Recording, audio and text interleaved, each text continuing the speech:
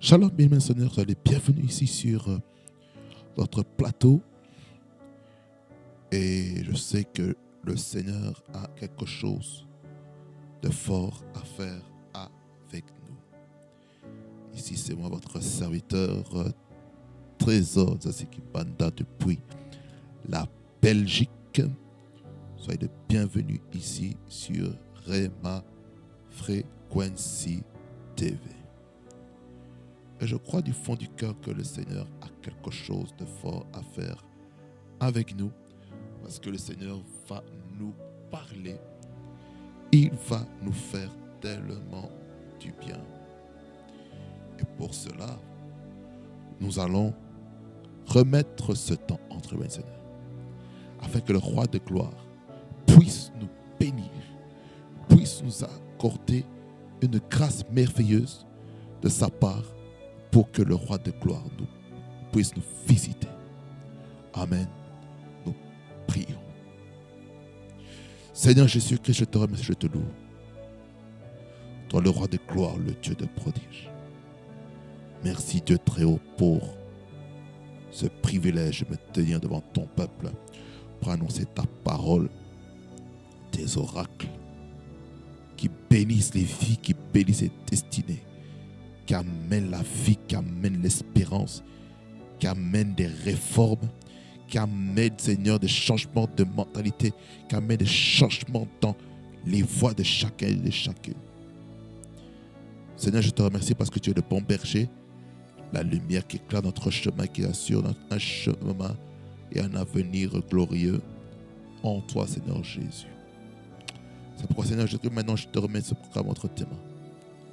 Sois au contrôle de chaque aspect et que rien ne vienne perturber ce programme. Tout ce qui est charnel est détruit et que seul le spirituel règne suprême au nom de Jésus. Louange, honneur et majesté te reviennent. Toi le guide parfait.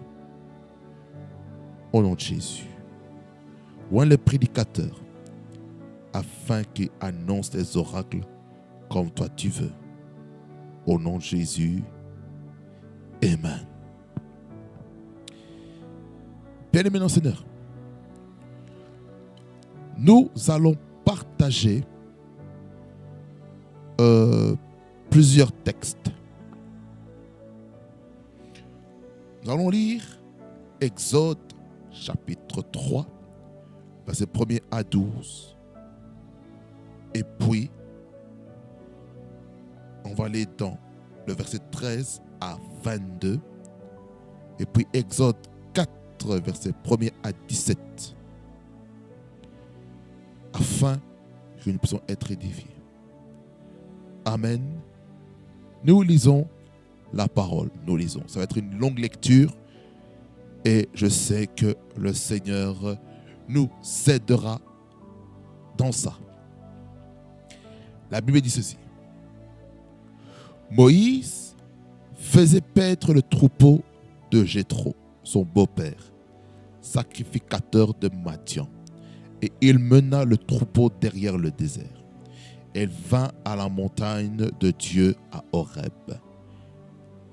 L'ange de l'Éternel lui apparut dans une flamme de feu au milieu d'un buisson. Moïse regarda, et voici le buisson était tout en feu. Et le buisson ne se consumait point. Moïse dit, je veux me détourner pour voir quelle est cette grande vision et pourquoi le buisson ne se consume point. L'Éternel vit qu'il se détournait pour voir et Dieu l'appela du milieu du buisson et dit, Moïse, Moïse, et il répondit, me voici. Dieu dit, n'approche pas d'ici, ôte tes souliers de tes pieds, car le lieu sur lequel tu te tiens est une terre sainte. Et il ajouta, je suis le Dieu de ton père, le Dieu d'Abraham, le Dieu d'Isaac et le Dieu de Jacob. Moïse se cacha le visage car il craignait de regarder Dieu. L'Éternel dit, j'ai vu la souffrance de mon peuple qui est en Égypte et j'ai entendu les cris que lui font pousser ses oppresseurs, car je connais ses douleurs. Je suis descendu pour le délivrer de la main des Égyptiens, et pour faire monter de ce pays dans un bon et vaste pays, dans un pays où coule le lait et le miel, dans les lieux qu'habitent les Cananéens, les Éphiens, les Amoréens, les Phérésiens, les Éviens et les Jébusiens. Voici les cris d'Israël sont venus jusqu'à moi, et j'ai vu l'oppression que leur font souffrir les Égyptiens. Maintenant va, je t'enverrai auprès de Pharaon, et tu feras sortir d'Égypte mon peuple, les enfants d'Israël. Moïse dit, qui suis-je pour aller vers Pharaon et pour faire sortir d'Égypte les enfants d'Israël? Dieu dit, je serai avec toi et ceci sera pour toi un signe que c'est moi qui t'envoie. Quand tu auras fait sortir d'Égypte le peuple, vous servirez Dieu sur cette montagne. Moïse dit à Dieu, maintenant verset 13 à 22, Moïse dit à Dieu, j'irai donc vers les enfants d'Israël et je leur dirai, le Dieu de vos pères m'envoie vers vous, mais s'ils me demandent quel est son nom, que leur répondrai-je? Dieu dit à Moïse, je suis celui qui suis. Et il ajouta, c'est ainsi que tu répondras aux enfants d'Israël. Celui qui s'appelle je suis m'a envoyé vers vous. Dieu dit encore à Moïse, tu parleras ainsi aux enfants d'Israël. L'Éternel, le Dieu de vos pères, le Dieu d'Abraham, le Dieu d'Isaac et le Dieu de Jacob, m'enverra vers vous. Voilà mon nom pour l'éternité. Voilà mon nom de génération en génération. Va rassembler les anciens d'Israël et dis-leur, l'Éternel, le Dieu de vos pères, m'est apparu, le Dieu d'Abraham, d'Isaac et de Jacob. Et il a dit, je vous ai vu et j'ai vu ce qu'on vous fait en Égypte. Et j'ai dit, je vous ferai monter de l'Égypte où vous souffrez, dans le pays des Cananéens, des Éviens, des Amoréens, des Phérésiens, des Éviens et des Jébusiens, dans un pays où coule le lait et le miel. Ils écouteront ta voix et tu iras, toi et les anciens d'Israël, auprès du roi d'Égypte, et vous lui direz, l'Éternel, le Dieu des Hébreux, nous est apparu. Permets-moi de faire 3 journées de marche dans le désert pour offrir le sacrifice à l'Éternel notre Dieu. Je sais que le roi d'Égypte ne vous laissera point aller, si ce n'est par une main puissante. J'étendrai ma main et je frapperai l'Égypte par toutes sortes de prodiges que je ferai au milieu d'elle, après quoi il vous laissera aller. Je ferai même trouver grâce à ce peuple aux yeux des Égyptiens, et quand vous partirez, vous ne partirez point à vide. Chaque femme demandera à sa voisine et à celle qui demeure dans sa maison des vases d'argent, des vases d'or et des vêtements que vous mettrez sur vos fils et vos filles, et vous dépouillerez les Égyptiens. Exode chapitre 4, versets 1er à 17. Voici ce que la Bible dit. La Bible dit ceci. Moïse répondit et dit, voici, ils me croiront point, et ils n'écouteront point ma voix, mais ils diront, l'Éternel ne t'est point apparu. L'Éternel lui dit, qu'a-t-il dans ta main? Il répondit, une verge. L'Éternel dit, jette-la par terre. Il la jeta par terre et elle devint un serpent. Moïse fouillait devant lui.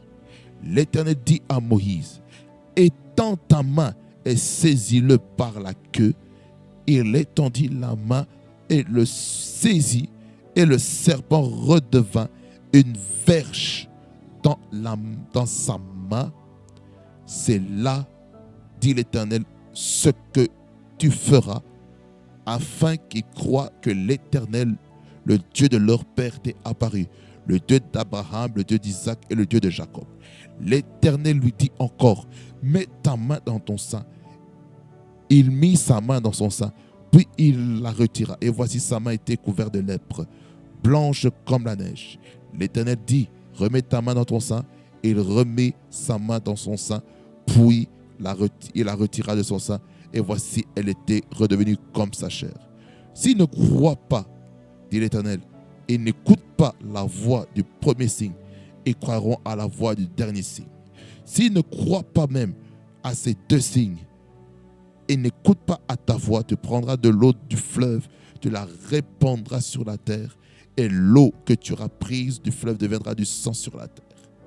Moïse dit à l'Éternel, « Ah Seigneur, je ne suis pas un homme qui ait la parole facile, et ce n'est ni d'hier ni d'avant-hier, ni même depuis que tu parles à ton serviteur, car j'ai la bouche et la langue embarrassées. » L'Éternel lui dit, « Qui a fait la bouche de l'homme et qui rend muet ou sourd, voyant ou aveugle? N'est-ce pas moi l'Éternel? Voici, je serai avec ta bouche et je t'enseignerai ce que tu auras à dire. » Moïse dit, « Ah Seigneur, envoie qui tu voudras envoyer. » Alors la colère d'Éternel s'enflamma contre Moïse et il dit, « N'y a-t-il pas ton frère Aaron, le Lévite? Je sais qu'il parlera facilement. Le voici lui-même qui vient au-devant de toi. Et quand il te verra, il se réjouira dans son cœur. Tu lui parleras et tu mettras les paroles dans sa bouche.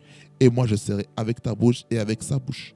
Je vous enseignerai ce que vous aurez à faire. Il parlera pour toi au peuple et te servira de bouche. Et tu tiendras pour lui la place de Dieu. Prends ta main cette verge, prends dans ta main cette verge avec laquelle tu feras les signes. Waouh! Quelqu'un dit Amen. Quelqu'un dit Amen. C'est là où est-ce qu'il est. Bien-aimés Seigneur, j'intitule le partage de ce moment les obstacles de l'appel de Dieu dans la vie d'un élu de Dieu. Et là, je vais directement aller dans la définition de la thématique. Vous savez que un obstacle, c'est tout ce qui empêche une personne, un groupe et une organisation d'avancer, de progresser. Un obstacle, bien aimé dans le Seigneur, a pour but d'amener des difficultés, d'amener des embuscades sur notre route. C'est ça la définition selon le dictionnaire Strong. Alors, mes bien-aimés dans le Seigneur, les obstacles essaient d'amener des difficultés dans la vie des personnes que Dieu a appelées. Dieu appelle ses serviteurs et ses servantes. Mais le diable, ce qu'il fait, il amène le chaos. Il amène des blocages. Il amène des choses qui vont retarder son programme. Et pour cela, bien-aimés Seigneur, nous devons rester focalisés sur Jésus. C'est pourquoi lorsque Dieu nous appelle, le diable peut mettre des obstacles sur notre route. Non seulement le diable, mais nous-mêmes aussi, on peut se mettre aussi des obstacles. On peut donner des raisons à Dieu sur pourquoi on ne peut pas faire telle chose. Vous voyez? Et vous devez savoir ceci, bien-aimé Seigneur, que les obstacles retardent le programme de Dieu. Il faut que ces obstacles soient enlevés pour que l'appel de Dieu dans sa vie puisse se matérialiser, puisse connaître une accélération dans sa vie. Alors, bien-aimé Seigneur, qu'est-ce que nous devons encore comprendre ici? C'est que dans la définition de la thématique, l'appel de Dieu, c'est un appel que le Seigneur initie afin que chacun puisse répondre répondre aux différentes offres d'emploi dans le royaume de Dieu. C'est-à-dire que Dieu a des offres d'emploi pour nous. Il est capable de dire, voilà, j'ai telle position, telle fonction. Je t'appelle à ça. Et parfois, on peut retarder. On a les compétences. Et parfois, dans certaines circonstances, on peut dire, oh non, je n'ai pas les compétences. N'est-ce pas? Écoutez-moi attentivement. Dans l'appel de Dieu, je ne vais pas seulement me focaliser seulement sur l'appel dans le ministère seulement. Vous devez savoir que dans l'appel de Dieu, il y a l'appel de Dieu dans 3 catégories. Il y a l'appel sacerdotal qui nous introduit dans tout ce qui concerne le sacerdoce, tout ce qui concerne les sacrifices, tout ce qui concerne la prière, les jeûnes, l'intercession, le service dans l'église, la prédication, l'enseignement, le discipolat, la musique, le nettoyage dans l'église, que ce soit l'administration, que ce soit le service diaconat, que ce soit la bergerie, que ce soit la pastorale, que ce soit le ministère des pasteurs titulaires de l'église, peu importe, tout ce qui entoure le sacerdoce fait partie du côté sacerdotal. Et c'est là où est-ce qu'on trouve aussi les Lévites, ceux qui sont de cette tribu qui étaient exclusivement destinés à servir Dieu dans le temple. Et eux, ils n'avaient aucun héritage territorial. Et pour qu'ils puissent vivre, pour qu'ils puissent se nourrir, pour qu'ils puissent vraiment prendre soin de chacun et chacune, dans le temps ancien, j'ai parlé l'autre fois sur les types de dîmes qui existaient. Parmi ces dîmes-là, j'ai parlé des dîmes principales, dans laquelle les dîmes des 10%, dans laquelle, dans l'Ancien Testament, cette dîme-là était comme une perception de taxes d'impôts, d'imposition qu'il y avait dans le pays, parmi le peuple d'Israël. Donc, c'était les 11 tribus qui travaillaient, qui devaient donner 10% de leurs revenus pour la tribu des Lévis. Alors, dans la tribu des Lévis, selon les commentateurs, les Lévites étaient comme le service public de l'État qui percevait, qui recouvrait l'impôt, les taxes, tout ce qu'il faut, les précomptes immobiliers, les précomptes mobiliers, toutes ces choses-là, le service social qui pourrait servir à entretenir les Lévites. Vous voyez? Donc, le sacerdoce est énorme. Il y a des règles, il y a des réglementations à prendre en compte, que nous devons faire très attention. Et dans le sacerdoce, il y a des règles par rapport à la sainteté, la sanctification, la pureté, la consécration auprès du Seigneur Jésus, pour que nos vies soient un parfum de bonne odeur. Parce que nous devons nous offrir comme un parfum de bonne odeur. Ça veut dire que dans Romains 12, verset 1er, il nous dit ceci, qu'on doit offrir nos corps comme un sacrifice vivant, ce qui sera pour nous un culte raisonnable. Ça veut dire par la quoi le sacerdoce commence par s'offrir soi-même comme un sacrifice vivant. D'abord, saint, vivant et agréable à Dieu. Alors, Dans l'appel de Dieu, nous devons savoir ceci, qu'il y a aussi l'appel à la royauté. L'appel à la royauté, ça a à voir avec les 7 sphères d'influence ou les 7 montagnes. Laquelle il y a la religion, les médias, l'éducation ou l'enseignement, le sport, le divertissement, la justice, toutes ces choses, la politique, les médias, la famille,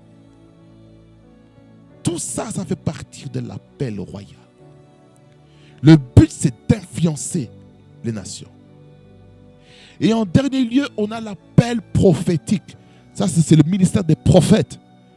Parce que c'était le seul ministère qui était connecté directement à Dieu, afin de nous dire l'ainsi dit l'Éternel pour notre propre vie.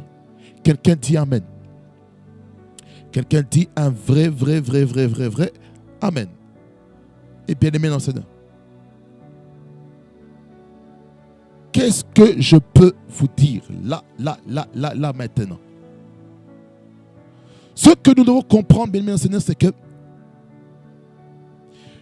dans ces appels prophétiques, il faut comprendre que le prophète avait la capacité d'entendre, de percevoir la voix de Dieu, de l'interpréter, de communiquer scrupuleusement la volonté parfaite de Dieu. Quelqu'un dit un puissant Amen. Mais bien aimé dans le Seigneur.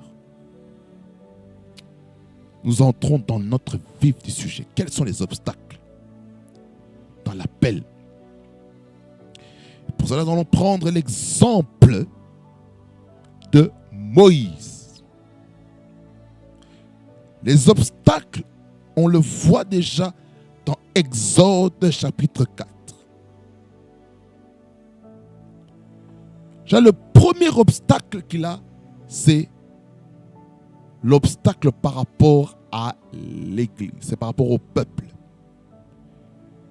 C'est-à-dire par là quoi, lorsqu'il va aller en mission, il se pose la question, au nom de qui je vais libérer le peuple? Quand le peuple va me poser la question. C'est-à-dire le premier obstacle, c'est par rapport à la visitation, c'est par rapport à ce que Dieu veut pour nos vies. Qu'est-ce que Dieu veut pour nos vies? Je sens l'onction de Dieu. Ça veut dire par là quoi?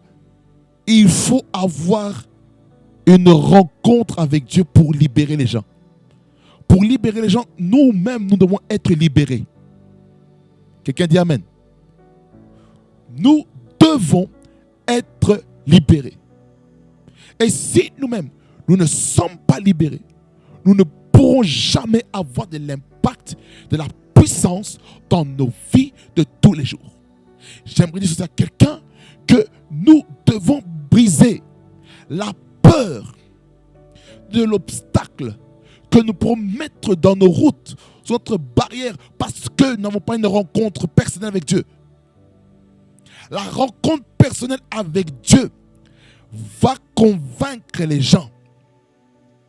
Ça, c'est le premier obstacle qu'on voit. C'est l'obstacle de la rencontre avec Dieu. L'obstacle de savoir notre identité en Christ. En fait, c'est non seulement la visitation avec Dieu, premièrement, mais deuxièmement, c'est la peur de la foule. On a peur de la foule. La foule va penser, qu'est-ce que la foule va penser de moi pendant que je vais prendre telle décision par rapport à ma vie, par rapport à ma destinée. Qu'est-ce que Dieu pense? Je sens l'onction. Qu'est-ce que Dieu pense? Qu'est-ce que les hommes vont penser? Voilà, je prends la décision, voilà, de d'habiter quelque part d'autre ou de déménager. Et maintenant, à cause de la foule, à cause de la renommée que j'ai peut-être eu dans cet endroit, maintenant, voilà, il y a ceci, il y a cela. Bien-aimé Seigneur. Lorsque nous sommes un appelé de Dieu, un élu de Dieu, nous devons savoir que nous devons enlever. Écoutez-moi très très attentivement.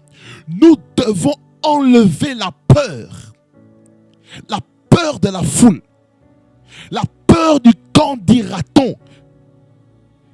C'est le qu'en dira-t-on qui est en train de détruire l'appel de plusieurs personnes. Qu'est-ce que papa va dire par rapport à mon appel? Qu'est-ce que maman va dire? Qu'est-ce que tel frère et telle soeur en Christ va dire par rapport à mon appel? Qu'est-ce que tel frère, telle soeur en Christ va dire? Oh non, qu'est-ce que tel responsable va dire par rapport à l'appel qu'il y a sur ma vie? Qu'est-ce que les hommes vont dire sur mon existence, sur les choses que je suis en train de ressentir dans mon corps, que le Seigneur est en train d'imposer en moi? Qu'est-ce que Dieu est en train de me dire? Je sens une grâce terrible. Parigastogo. Lorebraklegasta. Il faut briser, écoutez-moi bien, il faut briser la peur de la foule. Il faut briser cette peur de présenter le Dieu qui nous a rencontrés. Vous savez par quoi nous devons parler véritablement de ce que nous avons vu, ce que nous avons expérimenté, nos expériences spirituelles. Nous devons le dire. Les obstacles. Je parle de la révélation de qui est Dieu pour nous, aux autres. Deuxièmement, c'est la peur de la foule. Le troisième obstacle que nous voyons ici,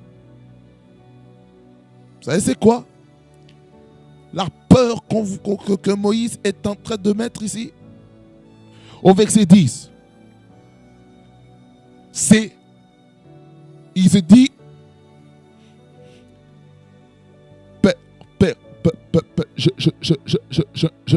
je ne sais pas parler.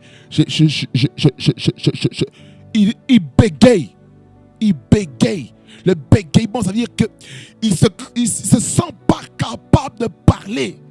Il se dit qu'il a la langue embarrassée. Il dit que ce n'est pas des choses qui de maintenant, ce sont des choses d'hier ou d'avant-hier. Ça veut dire par là quoi? Il bégayait. Ça veut dire qu'il était nerveux. Écoutez-moi bien. Ceux qui bégayent souvent, ce sont des personnes qui sont aussi colériques. Écoutez-moi bien, je parle par expérience. Parce que même moi-même, celui qui vous parle, à bas âge, j'ai eu le bégaiement. Le bégaiement vous rend nerveux. Le bégaiement fait de vous une personne violente. Je sais de quoi je parle. À bas âge, j'étais violent. Pourquoi? Parce que je bégayais. Le bégaiement vous pousse à poser des actes pour que les gens puissent comprendre ce que vous êtes en train de dire. Et ce n'est pas facile, mes bien-aimés dans le Seigneur. Le bégaiement. Le bégaiement se ressemble de moins en moins quand je prêche la parole. Écoutez-moi bien. Les personnes qui bégayent et qui prêchent la parole sont souvent des personnes que Dieu utilise puissamment. Regardez comment Moïse, Dieu a utilisé. Lorsque vous lisez un peu plus loin, comment Dieu a utilisé puissamment Moïse malgré qu'il bégayait. Malgré qu'il fais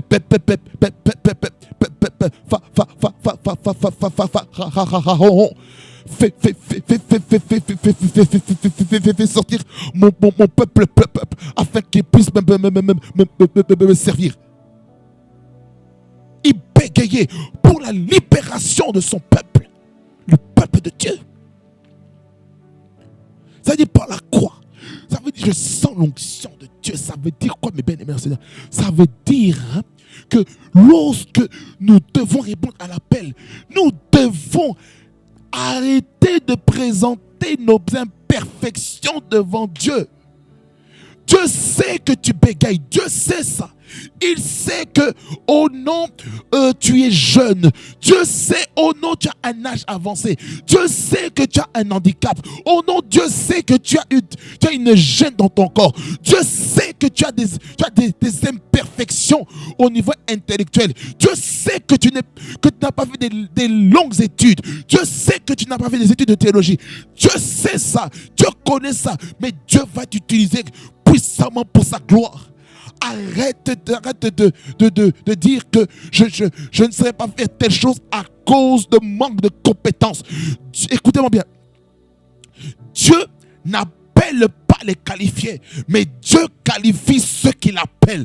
Ça dit par là quoi, lorsque tu réponds à l'appel, Dieu maintenant te qualifie, Dieu maintenant te commence à te former, Dieu commence à te donner les compétences qu'il faut pour répondre à l'appel. Voilà pourquoi j'aimerais dire ça à quelqu'un. Il faut laisser Dieu répandre quelque chose de fort. Laissez Dieu faire des choses puissantes pour nos vies. Il faut laisser Dieu. Il faut laisser Dieu. Il faut laisser Dieu. Il faut laisser Dieu. Il faut laisser Dieu traiter tes imperfections. Il faut laisser Dieu t'équiper. Il faut laisser Dieu te former. Il faut laisser Dieu te tailler. Lorsque tu veux répondre à l'appel, laisse Dieu te travailler. Peut-être tu es impatient, mais Dieu veut travailler la patience dans ton appel. Peut-être ton impatience est un obstacle à l'appel. Peut-être l'obstacle, c'est peut-être c'est peut-être ta famille, ce sont les réalités de ta famille qui t'empêchent d'avancer. Est-ce que je dis par là qu'il faut réunir sa famille? Non, parce que nous venons tous d'une famille biologique. Nous ne pouvons pas manquer de respect à nos parents. Nous ne pouvons pas déshonorer nos familles. Non, nous devons honorer nos familles. Nous devons faire beaucoup de bien à nos familles afin qu'on puisse pas ruiner notre foi et devenir pire qu'un infidèle. Ça veut dire par là quoi? Il y a des obstacles, il y a des difficultés, des adversités qui sont là.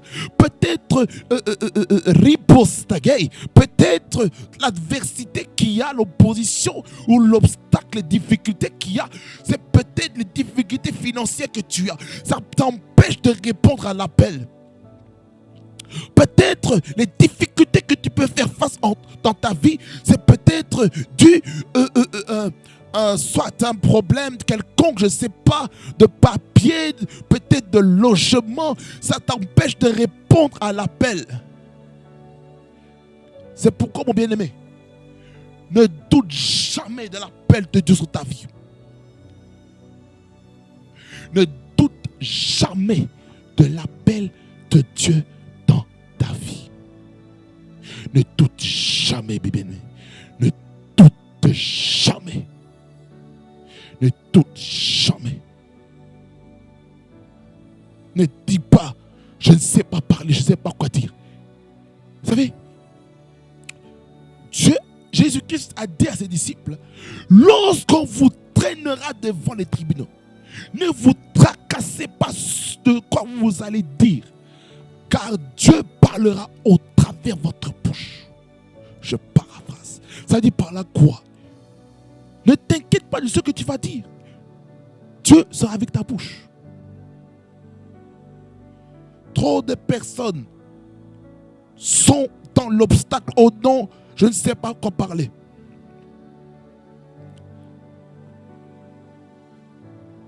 L'autre obstacle que Moïse est en train de mettre au verset 13. Moïse dit, ah Seigneur, envoie qui tu voudras envoyer. Ça dit par là quoi? Seigneur, non, je refuse l'appel.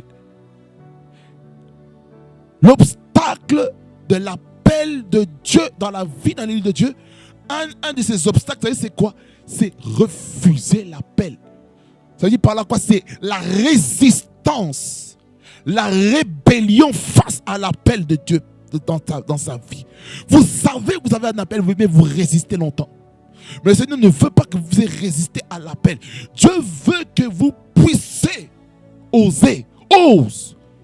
Ne dis pas, oh non, moi je ne peux pas y arriver. C'est ce qu'il est en train de dire ici. Ah Seigneur, envoie qui tu voudras envoyer. Ça dit par là quoi, il a déjà un esprit défaitiste. Il se dit, voilà, moi, il est déjà vaincu, les gens se sont déjà vaincus.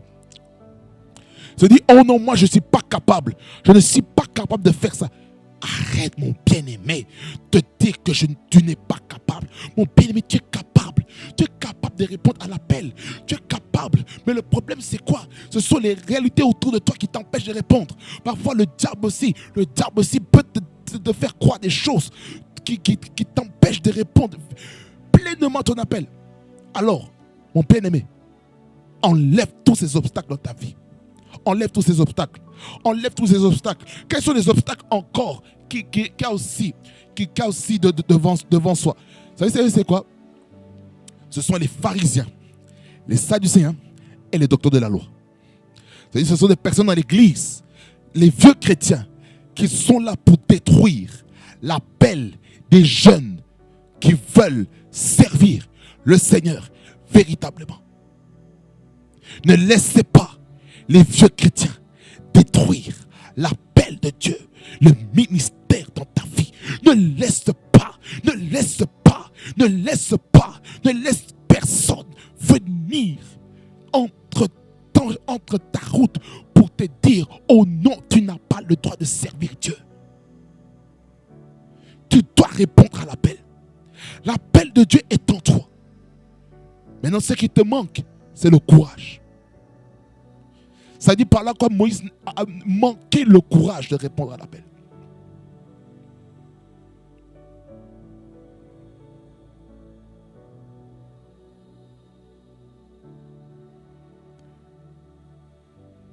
Quels sont encore l'obstacle de l'appel de Dieu? Vous savez, c'est quoi? C'est le poids de la responsabilité.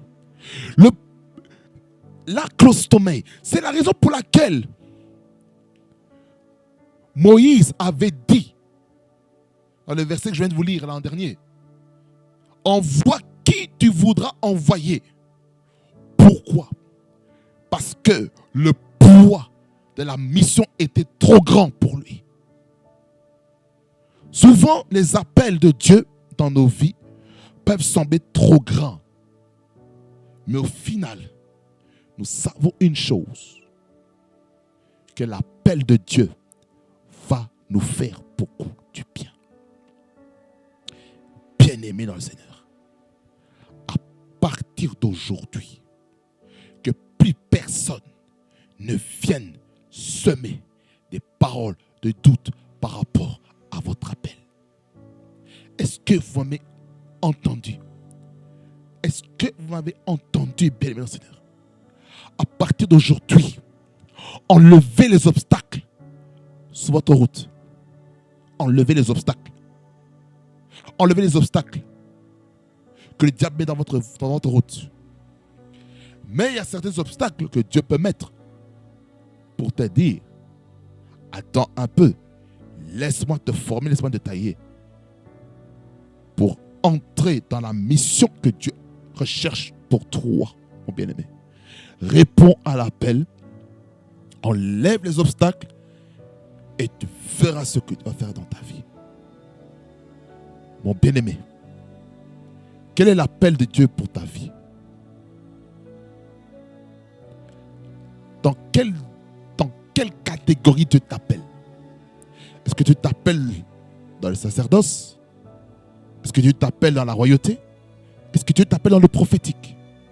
Dans le ministère prophétique, peut être précis, le ministère de prophète ou le ministère de la parole. Dans quoi est-ce que Dieu t'appelle? Et pourquoi tu résistes à cet appel? Pourquoi tu résistes à cet appel? Je te demande la question. Pourquoi tu résistes à l'appel? Pourquoi tu résistes à l'appel? Rapos Kadaï. Pourquoi tu résistes, mon frère? Pourquoi tu résistes, ma soeur? Pourquoi tu résistes? Hé, Shakata. Pourquoi tu résistes? Pourquoi tu résistes? Pourquoi tu résistes à l'appel de Dieu dans ton cœur? Jésus-Christ va à la porte de ton cœur. Jésus-Christ, il est un gentleman. Hein? Il ne te forcera pas. À un moment donné, il va te lâcher. Et il va donner la mission que tu es censé faire à une autre personne qui le fera très bien. Alors, mon bien-aimé, je ne veux plus que tu doutes de l'appel de Dieu dans ta vie. Laisse Dieu envelopper ta vie et tu verras comment Dieu va te bénir grandiosement. Je sens quelque chose de fort. Dieu va bouleverser ta vie. Dieu va faire des choses merveilleuses dans ta vie. Alors, ne dis plus que je ne suis plus capable de faire des choses. Oh non, je ne suis pas capable. Et une pensée positive par rapport à ça. Et tu enlèveras tous les obstacles, toutes les barrières sur ton chemin. Amen. Que Dieu te bénisse et qu'il te fasse beaucoup de bien. Et qu'il vous amène encore loin dans les choses de Dieu. Amen. Seigneur, merci pour ta parole. Sanctifie-la, purifie-la. Je prie pour que ton peuple enlève les obstacles dans leur vie, dans leur ministère, dans le but de répondre à leur appel, à leur vocation, au nom de Jésus-Christ. Donne, Seigneur, le courage, l'audace et la détermination d'affronter, Seigneur, les difficultés, l'adversité qui est devant eux, au nom de Jésus. Louange, honneur et majesté te reviennent, au nom de Jésus. Amen. Bien-aimés, Seigneur, soyez bénis, la bénédiction d'Abraham, Isaac de Jacob, au nom de Jésus. Réma, Fréquency TV, le de la gloire de Dieu, soyez bénis au nom de Jésus-Christ, car le Seigneur est avec nous en tout temps. Soyez bénis.